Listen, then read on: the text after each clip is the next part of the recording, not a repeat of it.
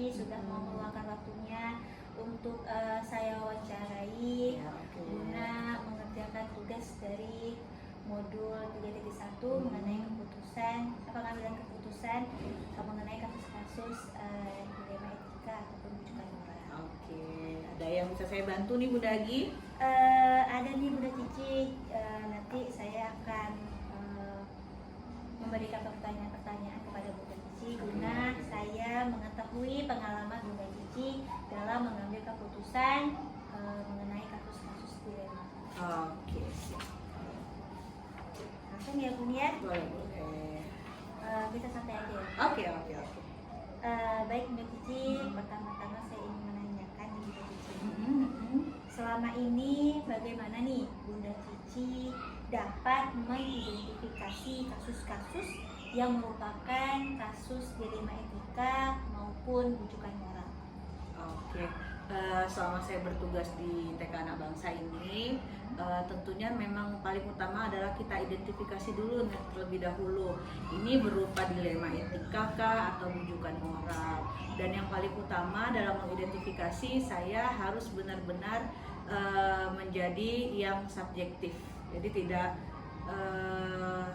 memihak kepada siapapun. Pertama, karena saya bertugas di sini jadi kepala sekolah, hal yang utama dalam mengidentifikasi dilema etika ataupun rujukan moral adalah saya memang harus memandang suatu masalah itu berdasarkan benar-benar analisa datanya, harus subjektif. Saya tidak boleh memihak, oh ini karena si orang ini terdekat sama kita, kemudian oh ini karena guru ini pandai sama anak-anak. Nah, jadi memang saya betul-betul mengidentifikasi ini dilema etika kah atau berupa rujukan moral, seperti itu.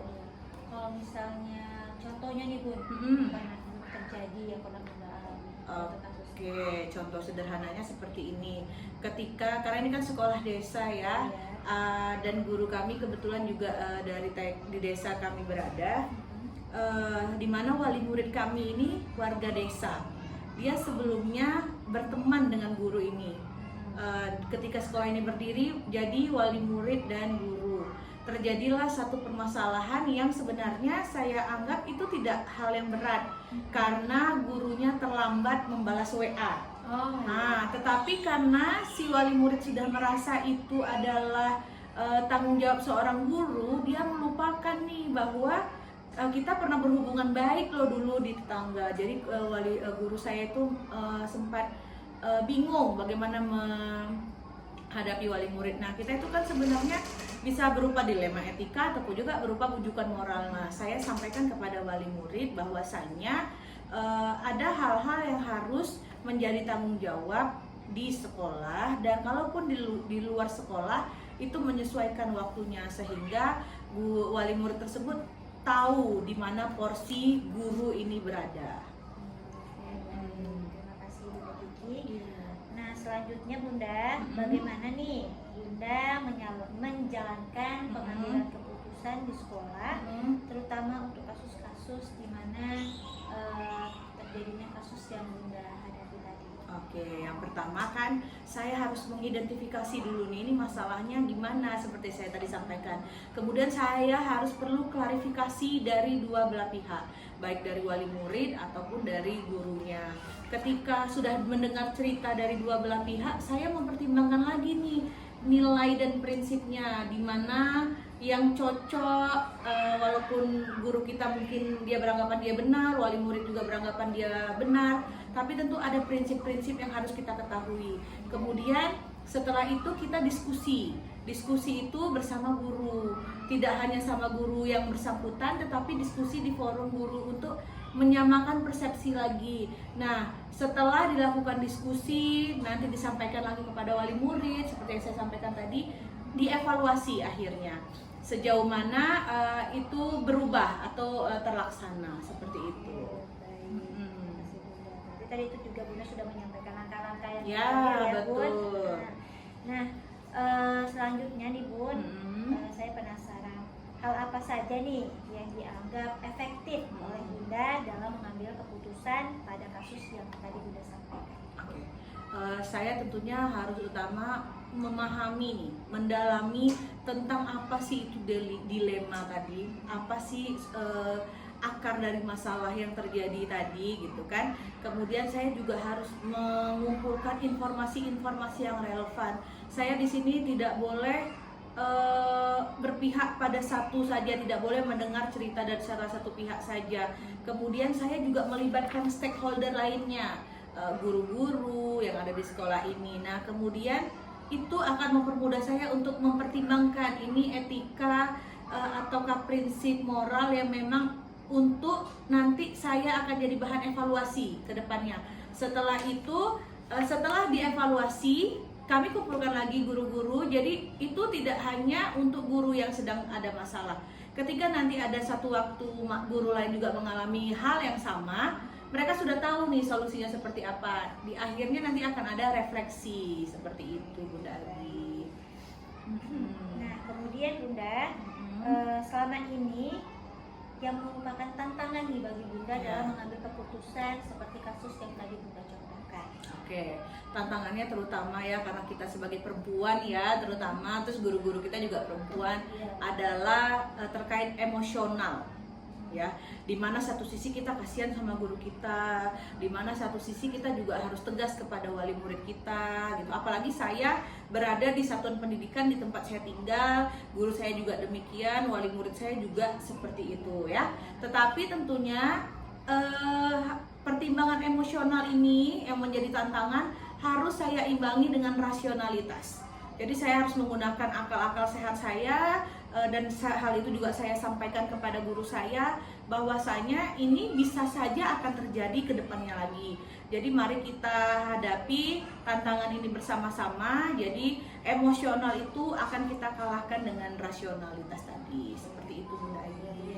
Iya. Nah, kemudian nih Bunda Agi mau tanya sama Bunda, kira-kira nih ya Bun, selama menghadapi kasus-kasus dilema seperti yang Bunda sampaikan tadi, kira-kira apakah Bunda membutuhkan waktu nih untuk memutuskan dan kemudian atau Bunda langsung nih memutuskan hari itu juga kejadian, hari itu Bunda mengambil keputusan, atau ada istilahnya selang waktu ya Bu untuk kita mengambil keputusan tersebut?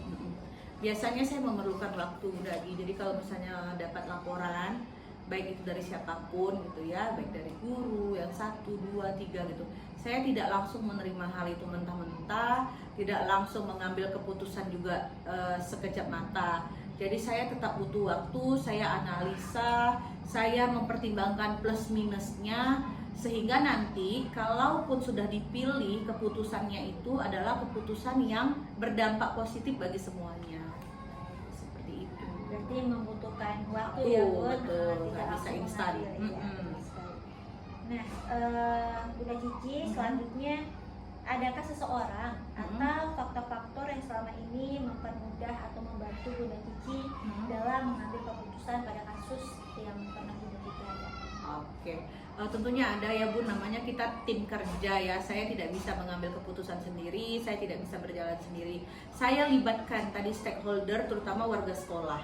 Guru-guru saya itu saya libatkan selalu untuk mencapai tujuan yang sama. Jadi memang guru-guru di sekolah itulah utamanya yang menjadi pihak yang ikut serta dalam hal ini. Seperti itu. Berarti melibatkan juga guru-guru ya. Betul. Ya, nah yang terakhir nih Bunda Cici, pertanyaan Bunda Agi, dari semua hal yang telah Bunda Cici sampaikan, pembelajaran apa yang dapat Bunda Cici petik nih dari pengalaman Bunda Cici untuk mengambil keputusan dalam kasus-kasus yang tadi Bunda pernah hadapi? Pengalaman yang ini ya, pengambilan keputusan itu memberikan pelajaran. Yang pertama adalah mampu merubah sudut pandang saya untuk sebagai pemimpin yang bertanggung jawab. Artinya seperti ini, ketika ada satu masalah di satuan pendidikan dan terjadi sama guru saya jadi pemimpin tidak serta-merta cuci tangan. Jadi bagaimana saya menyikapi masalah itu sebagai pemimpin dan juga bertanggung jawab. Kalau guru saya ada melakukan kesalahan untuk kepada wali murid ataupun kepada anak-anak, itu bagaimana tidak terlihat secara satu sudut pandangan saja, tapi saya memang bertanggung jawab untuk bagaimana mengklirkan nih masalah itu, tentunya dengan proses-proses dan waktu yang cukup panjang.